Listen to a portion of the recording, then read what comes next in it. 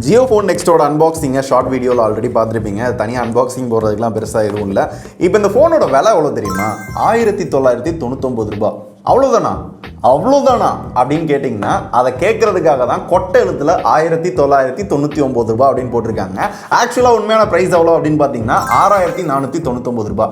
அதனால் 1999 ரூபாய்க்கு 6499 ரூபாய்க்கு என்ன டிஃப்ரென்ஸ்? ரெண்டும் ஒரே ஃபோன் தான். விலை என்ன கம்மி பண்ணுறாங்க அப்படின்னு கேட்டிங்கன்னா இஎம்ஐயில் வாங்குறப்ப 1999 ரூபாய் பே பண்ணி நீங்கள் வாங்கினா போதும் சொல்லுவாங்க. எக்ஸ்ட்ரா ஒரு 501 ரூபாய் ப்ராசஸிங் ஃபீ கேட்பாங்க.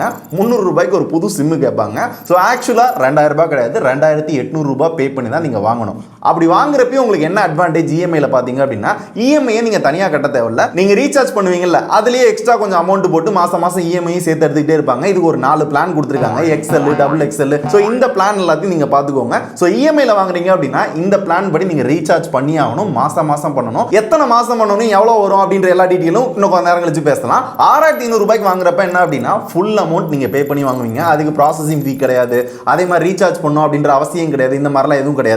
ஸோ நீங்க 6500 ரூபாய் போனை வாங்கி யூஸ் பண்ணலாம். ஆனா இதுல ட்விஸ்ட் என்ன அப்படின்னு பாத்தீங்கன்னா இந்த போனை இஎம்ஐல புதுசா வாங்குறப்போ ஒரு புது சிம் கார்டும் வாங்கணும். 300 ரூபாய் கேட்பாங்கன்னு சொன்னல, அந்த சிம் கார்டை சிம் ஒன்னோட சிங்க் பண்ணிடுவாங்க, அதாவது லாக் பண்ணிடுவாங்க.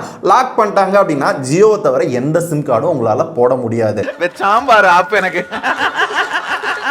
இப்போ இந்த போனோட முக்கியமான செக்மெண்ட் அப்படின்னு பார்த்தோம்னா டிவைஸ் லாக். இந்த போனை இஎம்ஐல 2000 ரூபாய் அப்படின்ற இடத்துல 2800 ரூபாய் கட்டி தான் இந்த போனை நீங்க வாங்கணும். வாங்கிட்டு ஒரு மாசம் இந்த போனை யூஸ் பண்ணலாம். 31வது நாள் மறுபடியும் நீங்க ரீசார்ஜ் பண்ணல, அந்த இஎம்ஐயை கட்டல அப்படின்னா அந்த ஃபைனான்சியர் லாக் பண்றதுக்கான எல்லா உரிமையும் இருக்கு அப்படின்றாங்க. இதை வந்து கம்பெனிக்கார சொல்றான். நம்ம என்ன பண்ணுவோம், ஏதாவது 2வது சிம் கொடுத்துருக்கான்ல, நான் வேற சிம்மை போட்டு கால் பேசிக்கிறேன், இன்டர்நெட் யூஸ் பண்ணிக்கிறேன் அப்படின்னா நீங்க வைஃபை யூஸ் பண்ண முடியாது. போனை சுத்தமா எதுவுமே பண்ண முடியாது. ஃபுல்லா லாக் பண்ணிடுவாங்க. நீங்க எப்போ உங்களோட ரீசார்ஜ் அதாவது இஎம்ஐ கட்டுறீங்களோ அப்பதான் வந்து அன்லாக் பண்ணி விடுவாங்க. ஆனா இது புதுசா இருக்குனே, புதுசா இருக்கு. அப்ப 6500 ஃபுல்லா கொடுத்து இந்த போனை நான் வாங்கிட்டேன் அப்படின்னா எந்த சிம் கார்டு வேணாலும் போட்டுக்கலாமா அப்படின்னு கேட்டீங்கன்னா அப்பவும் கிடையாது. சிம் ஒன்ல எப்பயுமே நீங்க ஜியோ சிம் மட்டும் தான் யூஸ் பண்ண முடியும். இஎம்ஐல வாங்குறப்ப அதை லாக் பண்ணி கொடுத்துருவாங்க. இஎம்ஐ முடிகிற வரை அந்த ஜியோ சிம் மட்டும் தான் யூஸ் பண்ண முடியும், வேற எந்த சிம் கார்டும் யூஸ் பண்ண முடியாது. ஆனா இதை ஃபுல்லா காசு கொடுத்து வாங்குறப்ப எந்த ஜியோ சிம் வேணாலும் நார்மலா போட்டு யூஸ் பண்ணிக்க முடியும். சிம் 2 அப்படின்ற ஆப்ஷன் போன ஜியோ போன்ல கிடையாது, இங்க இருக்கு. இதுல ஏர்டெல், வோடஃபோன் எது வேணுமோ யூஸ் பண்ணிக்கலாம். ஆனா அங்க டேட்டா யூஸ் பண்ண முடியாது, வெறும் கால் மட்டும் தான் பண்ண முடியும். ஸோ உங்களுக்கு டேட்டா யூஸ் பண்ணோம் அப்படின்னா கண்டிப்பா ஜியோ சிம் கார்டு தான் யூஸ் பண்ணணும். அதுல ரீசார்ஜ் பண்ணியே ஆகணும். இதுதான் இதோட கான்செப்ட்.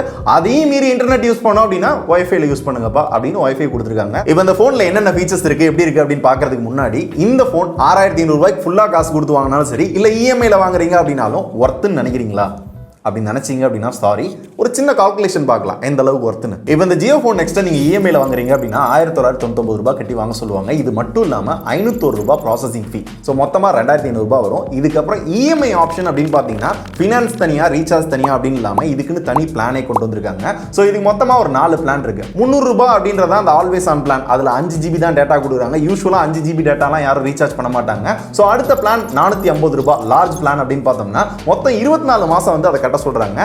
இதுக்கான அமௌண்ட் அப்படின்னு பாத்தீங்கன்னா 10800 ரூபாய். 2 வருஷம் கடைசியில பாத்தீங்கன்னா போனோட அமௌண்ட், நம்ம ரீசார்ஜ் பண்ண அமௌண்ட், இஎம்ஐ எல்லாத்தையும் சேர்த்து பாத்தீங்கன்னா 13300 ரூபாய் வரும். இதே எக்ஸ்ட்ரா ஒரு 1000 ரூபாய் போட்டு ஏதாவது ஒரு பிராண்ட்ல இன்னும் ஒரு நல்ல ஸ்மார்ட் போன் வாங்குறேன், அதுல என்ன சிம் கார்டு வேணாலும் யூஸ் பண்ணலாம். இன் கேஸ் நான் ஜியோவை யூஸ் பண்றேன் அப்படின்னா மாசம் 199 அப்படின்ற பேசிக் பிளான் நான் யூஸ் பண்ணி 2 வருஷத்துக்கு நான் ரீசார்ஜ் பண்றேன் அப்படின்னா 5174 ரூபாய் வரும். இதை போன் காஸ்டோட சேர்த்து பார்த்தோம் அப்படின்னா 12673 ரூபாய். 600 ரூபாய் எனக்கு தான் லாபம். எக்ஸ்ட்ரா 1000 ரூபாய் போட்டு ஒரு நல்ல போன் இது இல்லை, அந்த மாதிரி ஃபோன் வாங்கினாலுமே பார்த்தீங்கன்னா 600 ரூபாய், சொல்ல போனால் 1600 ரூபாய் கிட்ட டிஃபரன்ஸ் இருக்கு. இது மட்டும் இல்லாமல் ஆடட் அட்வான்டேஜ் அப்படின்னு பார்த்தோம்னா ஜியோ சிம் மட்டும் தான் யூஸ் பண்ணணும் அப்படின்ற அவசியமே கிடையாது. என்னோட ஃபினான்சர் வந்து என்னோட ஃபோனை லாக் பண்ணிடுவானோ, அதுக்கு மேலே யூஸ் பண்ண முடியாதோ அப்படின்ற அந்த கவலை கிடையாது. ரீசார்ஜ் பண்ணியே ஆகணும் அப்படின்ற அந்த தேவை கிடையாது. செகண்ட் சிம்ல என்னால் வந்து டேட்டா யூஸ் பண்ணிக்க முடியும். இயர்லி பேக்காக நான் யூஸ் பண்ணுறேன்னு வச்சுக்கோங்களேன், இன்னுமே ஒரு 100 ரூபாய் 200 ரூபாய் கிட்ட குறையிறதுக்கு வாய்ப்பு இருக்கு. அதனால ஒரு 1000 2000 எக்ஸ்ட்ரா போட்டிங்க அப்படின்னா நிறைய ஆப்ஷன்ஸ் இருக்கு. நார்சோ 50i இருக்கு, ரெட்மில, ரியல்மில நிறைய ஃபோன் இருக்கு. எக்ஸாக்ட்டா இதே பட்ஜெட்ல பாக்குறீங்க அப்படின்னா 7500 ரூபாய்க்கு போக்கோ C3 இருக்கு. 6 inch display, 5000 mAh battery, G35, 3 GB RAM கொடுக்குறாங்க. இங்க 2 GB RAM தான். சோ அதையெல்லாம் வச்சு பாக்குறப்ப மேபி அதெல்லாம் பெட்டரா இருக்கிறதுக்கு வாய்ப்பு இருக்கு. இருந்தாலும் 6500 ரூபாய்க்கு இந்த போன்ல என்னதான் இருக்கு அப்படின்னு பார்த்தோம்னா, இப்போ நான் BGMI ஓபன் பண்றேன், எவ்வளவு ஃபாஸ்டா ஓபன் ஆகுது அப்படின்றத பாருங்களேன்.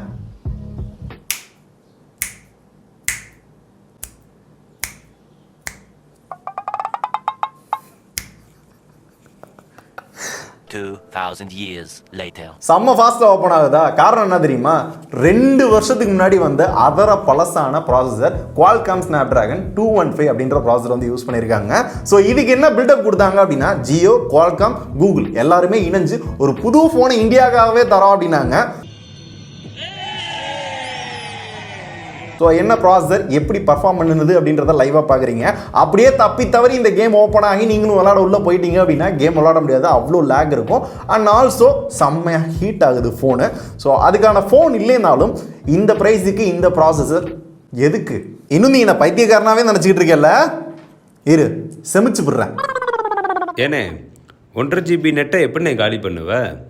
அதான் ஃபோனு ஹேங் ஆகுதுன்ற, ஹீட் ஆகுதுன்ற, எப்படினே?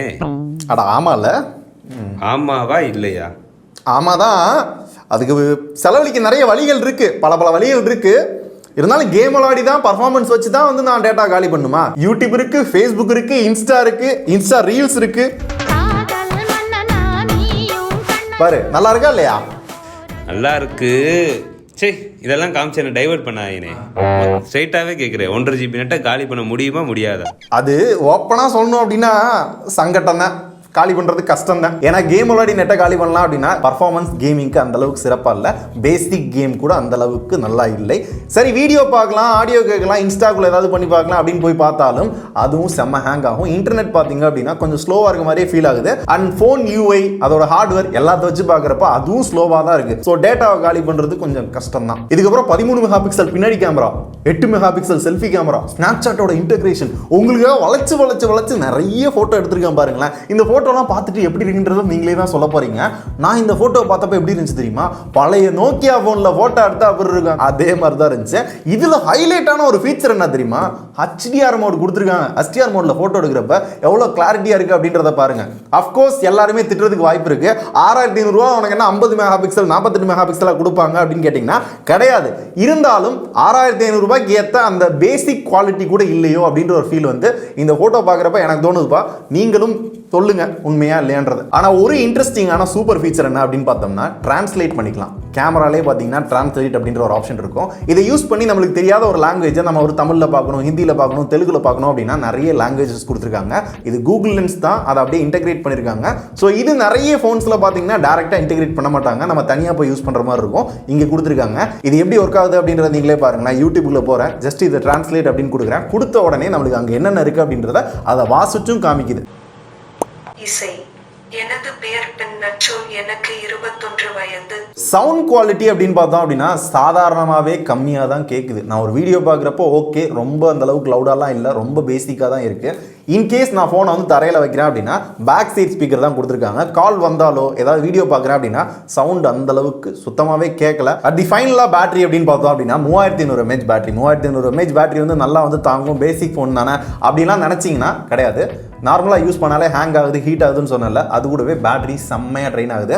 நார்மலாக கால் மட்டும் யூஸ் பண்ணீங்க அப்படின்னா ஒரு நாள் தாங்கும். ஸோ சார்ஜும் அந்த அளவுக்கு ஃபாஸ்ட்டாக சார்ஜ் பண்ண முடியாது. இப்போ நிறைய பேருக்கு என்ன கொஸ்டின் வரும் அப்படின்னா, ஏண்டா கொடுக்குறது 6500 ரூபாவா, இதுக்கு என்ன உனக்கு அவ்வளோ ஃபீச்சர்ஸாக கொடுப்பாங்க, இவ்வளோ தான் கொடுப்பாங்க அப்படின்னீங்கன்னா கரெக்டு. ஆனால் இந்த ப்ரைஸுக்கு ஏற்ற ஸ்பெக் கொடுத்துருக்காங்களா? ஆப்டிமைசேஷனும் அந்த அளவுக்கு இல்லை, ஹார்ட்வேர்லையும் அந்த அளவுக்கு கொடுக்கல. அப்புறம் எப்படி 6500 ரூபாய்க்கு கரெக்டாக இருக்கும்? இந்த கேள்வி தான் எனக்கு இருக்குது. இதே இது ஒரு 3000 ரூபா 3500 ரூபாய் வச்சுருந்தாங்கன்னா மேபி நிறைய பேர் வாங்குறதுக்கு வாய்ப்பு இருந்திருக்கலாம். JioPhone 1, 2 மாதிரி சொல்கிறேன். ஆனால் ஜியோ என்ன சொல்கிறாங்கன்னா, ஃபஸ்ட் டைம் யூஸர் தான் நாங்கள் வந்து டார்கெட் பண்ணுறோம் அப்படின்னு அவங்க சொல்கிறாங்க. ஆனால் ஃபஸ்ட் டைம் யூஸரால் எப்படி மாதம் 500 ரூபாய் ரீசார்ஜ் பண்ண முடியும்? இந்த மாதிரி ஃபோன் வச்சிருக்கேன் நானே 3 மாதத்துக்கு ஒரு தடவை 500 ரூபாய் ரீசார்ஜ் பண்ணுறேன். இந்த ஃபோனை வச்சுட்டு எப்படி 500 ரூபாய் மாதம் ரீசார்ஜ் பண்ணுவாங்க? அஃப்கோர்ஸ் இஎம்ஐ போனாலுமே 500 ரூபாய் பண்ண முடியுமா? நீங்க பண்ணுவீங்களா? நாங்க ஏண்டா நடுச்சாமத்துல சுடுகாட்டுக்கு போகணும், வந்து நின்னது குத்தவாடா. வாங்கி 1 வருஷம் ஆச்சு, 1 ரூபாய் யூஸ் பண்ணல. பாப்பா இதுக்கும் காலம் வரும். என்ன தம்பி இந்த பக்கம்? ஒன்றும் இல்லைண்ணே, ஒரு 3000 ரூபாய்க்கு ஃபோன் வாங்கினேன். சரி, இந்த மாதம் இஎம்ஐ கட்ட முடியாமல் போச்சு. ரைட்டு. ஃபோனை லாக் பண்ணி விட்டாங்க. அதான் எப்படி ஓப்பன் பண்ணுறதுன்னு தெரில. இதெல்லாம் ஒரு மேட்ராடா? குடுடா, மூளைகளை யூஸ் பண்ணணும். இதை செங்குத்தா நிற்க வச்சு என்ன பண்ண போற? அட இருடா, பொறுமையாரு, தள்ளு. இந்தா குடி. இதுக்கு போயிட்டு ஓப்பன் பண்ணியாச்சு. எப்படியோ நம்ம சுத்தியில யூஸ் பண்ணியாச்சு. உங்க அக்கால கேட்டதா சொல்றா. அக்கா தங்கு வேற அந்த